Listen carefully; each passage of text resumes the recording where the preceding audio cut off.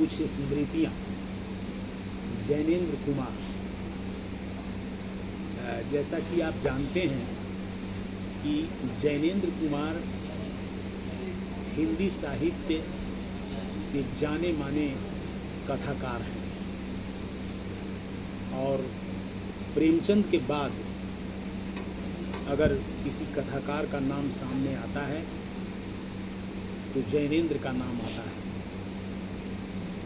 जैनेंद्र कुमार ऐसे मजे हुए कथाकार हैं जिनके विषय में सारी दुनिया जानती है कि वे गांधी जी के बड़े करीब थे, अंतरंग थे। और इस पुस्तक को पढ़ने की शुरुआत अभी मैंने नहीं की है। इसको मैंने कवर पृष्ठ के फ्लैप को देखा, दोनों ओर के फ्लैप को देखा और इस फ्लैप को देखने के बाद जो मेरे दिमाग में बातें आई या पढ़ करके जो बात समझ में आई, उससे लगा कि कैसे एक कथाकार, एक साहित्यकार अपनी बात को रखता है और बड़ी मार्मिक ढंग से रखता है। मैं बताना चाहूँगा कि जैनेंद्र कुमार इस पुस्तक में बताते हैं कि गांधी की आंखें नीली सी थी, नीली सी आंखें। अब सोचिए, वास्तव में गांधी इतने समर्थ और महापुरुष थे, उनकी आंखें कैसी थी? पहले कोई भी बात तो उनकी आंखों के माध्यम से ही हृदय तक समाती होंगी। और जैनेंद्र कुमार लिखते हैं कि गांधी की आंखें नीली थी, नीली सी थी। लोग कहते हैं झील सी आंखें, भूरी आंखें, लेकिन गांधी की आंखें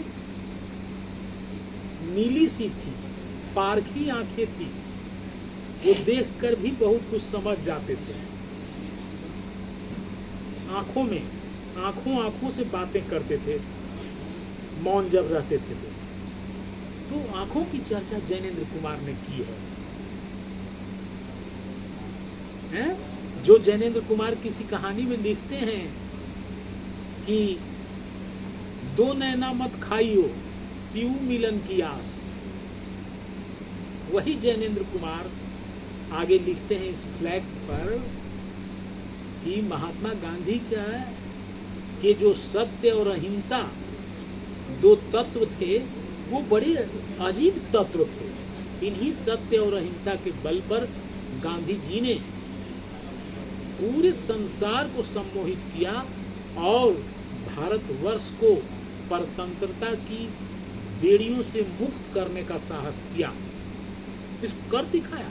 क्योंकि गांधी के विषय में आप जानते हैं कि गांधी पूरा सिद्धांत नहीं बधाते थे, बल्कि गांधी करके दिखलाते थे।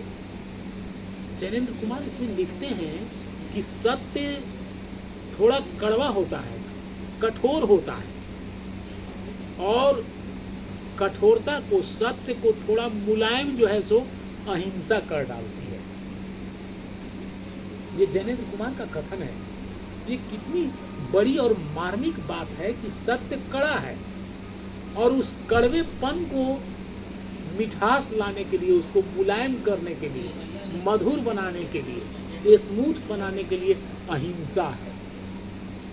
और इसी सत्य और अहिंसा रूपी गाड़ी पर सवार होकर के, पैरों पर सवार होकर के, पैरों पर चल करके महात्मा गांधी ने भारतवर्ष को परतंत्रता की बेड़ियों से मुक्त कराने का वंदनीय कार्य किया। प्रणम्य है महात्मा गांधी, प्रणम्य है जैनेंद्र कुमार। धन्यवाद।